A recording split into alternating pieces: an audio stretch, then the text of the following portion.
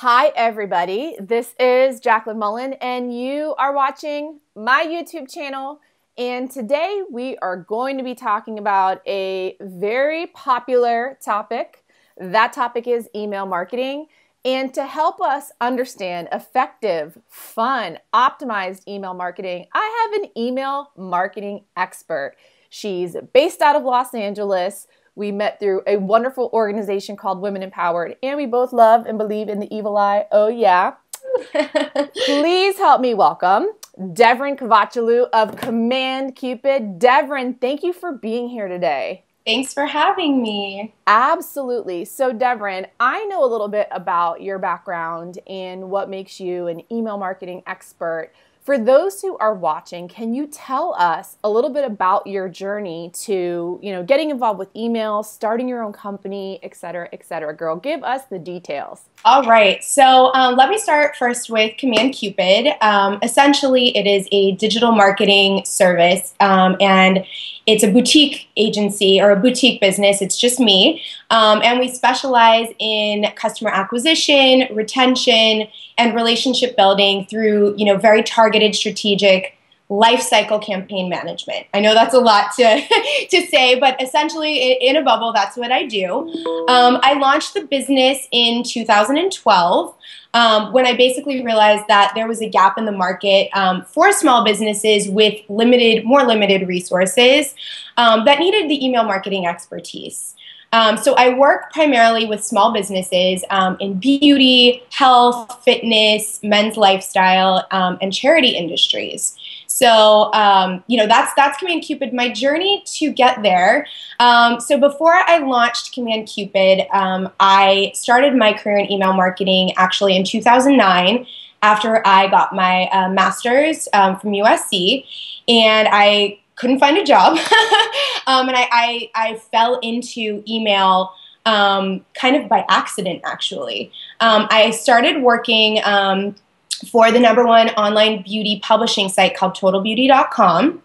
And I've helped lead their email marketing efforts kind of since that day. And they are currently still one of my clients.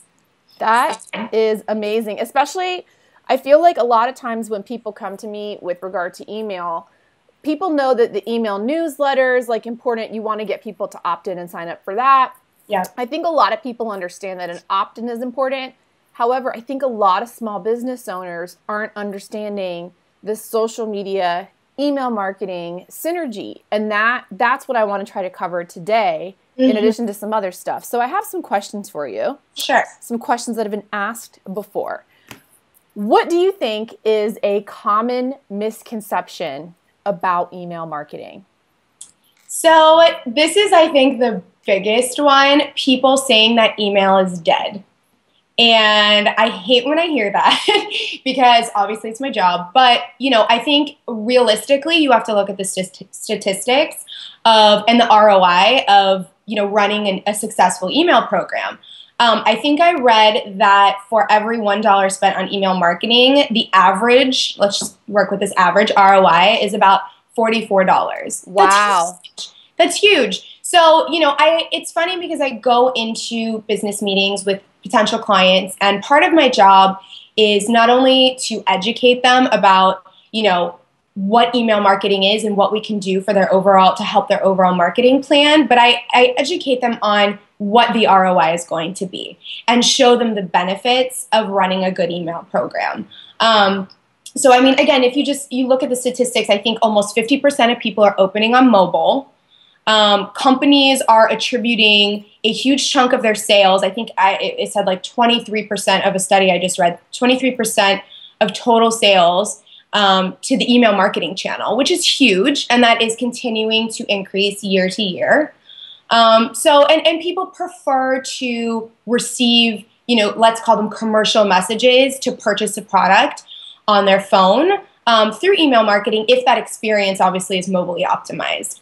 So, the statistics are saying it's beneficial, it's successful. You can't say email is dead when you look at the numbers. So true. And I feel like a lot of people who may say email is dead they don't have the strategy perhaps, or they aren't, Yeah. understanding how all of these things play nice together.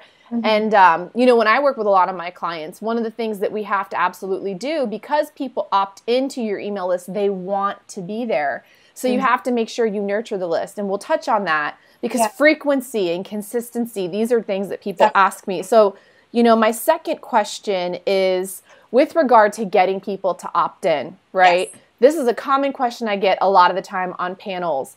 How much information is too much information? How much information is too little information? And is, you know, should your opt-in be, I guess it's going to depend upon whether you have a product-based business or a service-based business, but we're hearing a lot about like the 3-part video series. And I mean, how do you determine as a business owner, a blogger, what the right opt-in is for you and how much or too little value for your audience? Definitely. So I think an opt-in is very multifaceted, and these are kind of the standard ways that I look at building an opt-in for different types of clients with different types of businesses.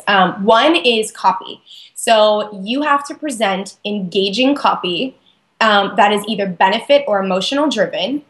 So why do your customers want to sign up for your newsletter? What do they get there that they maybe can't get somewhere else? So you have to be really specific, and I would be as transparent as possible. Don't sign them up for a bunch of other lists that you might not have told them about, because they're later on going to get mad. They're going to either spam complaint you or unsubscribe, and you don't want that. So I think in any type of opt-in copy, you know, those are key things to remember. Secondly are images. So, you know, there's lots of types of opt-in boxes. There's an overlay, there's a light box, there's a slide in, there's static units. If you have the space and when you're making those units, dynamic, engaging images are also really, really important, almost as important as the copy. Third, I think I would say is placement.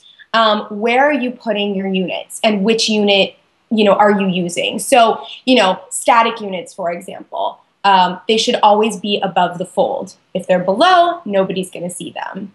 I'm just trying to think what else.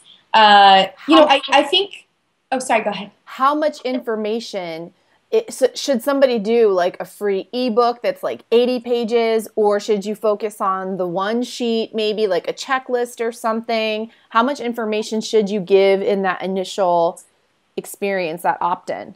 I think you can do different things with different types of opt-in boxes. Incentivized opt-ins, offering a white paper or, you know, an immediate download. It's this added value really, really gets people excited because they're getting this exclusive content that they can't access anywhere else. Or even offering a discount if you're, you know, selling a product or service. There's definitely ways, if you don't, you know, sell actual, you know, of the publishing site I work for, we provide extra content.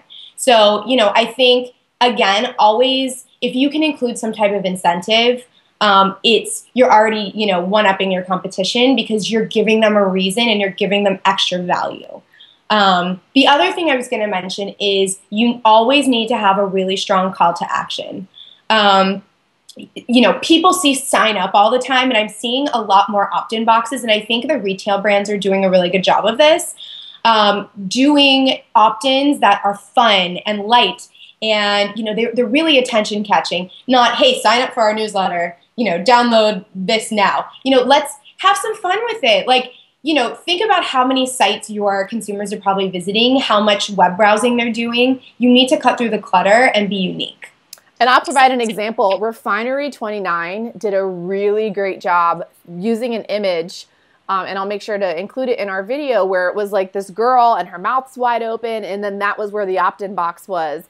So I wholeheartedly agree with you. And I just want to say, yes, for the product-based business owners, I've seen this work time and time and time again, where you give the person who's opting into your website a discount, but you put some sort of like limit on that discount, whether it's 24 hours, 48 hours. It's this urgency that gets people to, okay, I have to act now. And then you get that, you know, engagement immediately. Yes. Oh my gosh. I am loving this conversation. Seriously, this is really, really, really good stuff. We're on the same page. Yeah. So with that said, social plays such a big role, right? We know we need to have compelling images now. We know we need to be a little bit more creative with our calls to action. What's a tip with regard to using social to help drive that traffic and hopefully increase those opt-ins and subscribers? Yeah, so email and social, I really think that they have to work together in a brand's overall marketing strategy. You can't treat them as, you need to treat them differently because they're different channels, but they need to work together consistently when you're running specific campaigns. And I cannot stress that enough because I know I have some clients that, I'm like, this needs to work with this, and it has to, it has to flow together. So look, they're both very different. And the content should be treated uniquely per channel.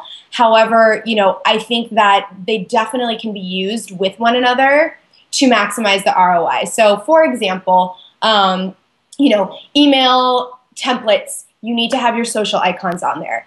Have your social icons on specific stories in your email template that you want them to share.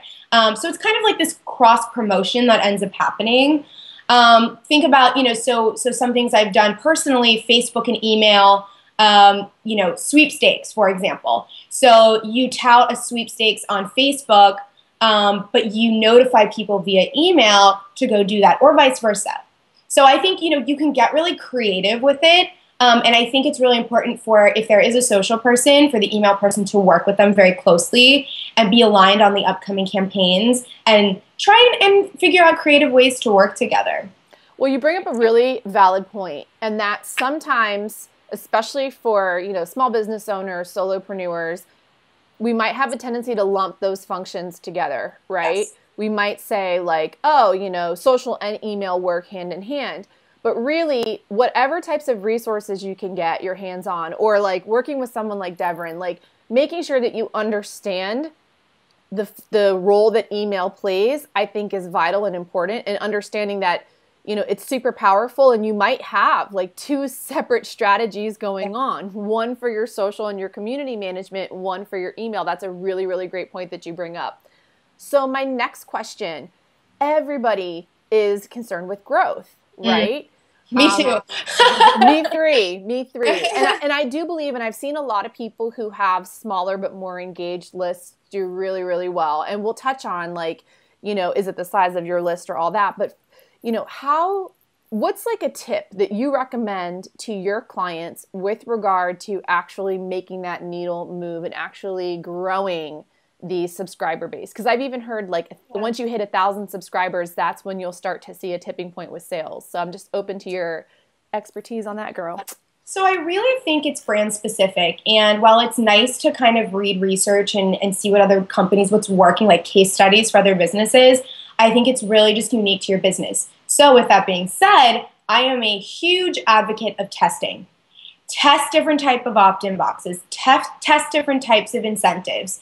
Really, and research does play a huge part of it. Like there's no classes that I've taken that say, okay, you should do X, Y, and Z, and you need to follow that to grow your email list. No, you read studies from other businesses, you research, you read statistics, and you get ideas from what other companies are doing to really help. Because look, it's not down to a science. It definitely isn't. And email marketing evolves and grows every single day. So I think, you have to start with what you have. And again, test opt-in boxes, test templates, test cross promotions, test partnerships. Mm-hmm. That is a huge way to get, email opt-ins. I've done that with Total Beauty multiple times. And, it's, you partner with a site that has similar demographic than the site that you're working on. And, you get more quality engaged users. So, I think just you continuously kind of have to be on the hunt and on the search for new ways to grow your list. And I think, again, all the research and just doing the testing and optimizing your test results are going to be very key. Well, girl, you are dropping great wisdom, because you just said something else that's so relevant. And that's, it's not a matter of the number of people. It's a matter of the number of quality subscribers. So you have to have the right subscribers, ladies and gentlemen. It's not a matter of saying I have 10,000, subscribers if you don't have your ideal potential customers, then the volume doesn't count, right? Okay, so how can people work with you? Because obviously this is a super important facet of their business. And like you said, there's a lot of moving parts to this. So tell us how we can find you online and essentially connect with you and learn more about Command Cupid. And wait a second, before that, what inspired the name Command Cupid? Oh my gosh. Okay, so it's a funny story. I after sitting there through, I don't know how long trying to name this, I came up with Command Cupid because, and it's not a dating site. I came up with it because I felt like, so Cupid shoots his targets with a bow and arrow and makes them fall in love. So to kind of play off of that, I'm commanding where Cupid is targeting. So I'm in charge of, and let's just say the person that Cupid is shooting is the consumer. So it was kind of a play on words. And that's where I came from. I dig it. Anything with like love, anything with like putting your heart into it, I'm big on that because as you know, our businesses and bringing something from idea to like actual inception is a labor of love, and it requires a lot of self-love too, because it can be very difficult sometimes. So it's challenging starting your own business. But you know what? I think at the end of the day, it's just that much more fulfilling. I agree wholeheartedly. Well, Devrin, this is like an email marketing masterclass via YouTube. So thank you so much. Any social channels or anything? Oh yeah, now we got to talk about the website. Yeah, so you can find information about me and my clients, commandcupid.com. Same for Twitter, @CommandCupid. And if you have any questions or are interested in a consultation, you can email me, Devran, DEVRAN, @CommandCupid.com. Perfect. And what's your email opt-in? I don't mean to put you on the spot, but... Oh, I think I can work on that one. See, ladies and gentlemen, mine's a work in progress too. Mine is definitely... I know, it's busy. But you know what? I post I try to, on a daily basis, a lot of interesting research on email marketing through my Twitter account. So, I definitely recommend following me on there for news and tips. Yeah, I don't think you'll have any problems getting followers after all this information today. Seriously. So speaking of following everybody, I'm @Jaclyn Mullen on Twitter and Instagram. And you can also keep up with me at facebook.com/Jaclyn Mullen Media. I have a new website in the works. I have a new opt-in in the works. And this just goes to show you that we're all a work in progress. So if you'd like to sign up for my list, especially since this is all about email marketing, you can go visit my site that's under construction. That's www.jaclynmullen.com and sign up for my list there because I've got an MIY Market It Yourself workbook on its way featuring advice from brand managers for Charity Water, Yes to Carrots, GT's Kombucha, and a lot of other big and small brands alike.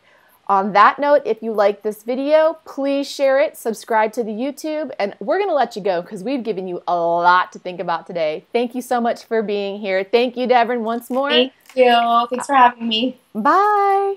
Bye.